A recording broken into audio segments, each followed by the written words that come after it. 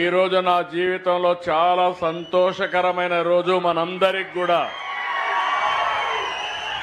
July నెలలోనే నిండిన Srisailam project ని చూస్తే గుండె నిండుగా ఉంది, ఆనందంగా ఉంది, ఆహ్లాదకరంగా ఉంది.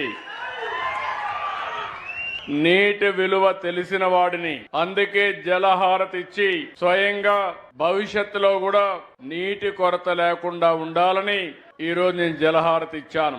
వచ్చిన వెంటనే మీరు చూస్తే చాలా సందర్భాలుగా చూశాను, కానీ జూలై నెలలో నిండుగా శ్రీశైలం ఉండడం ఒక శుభ పరిణామం.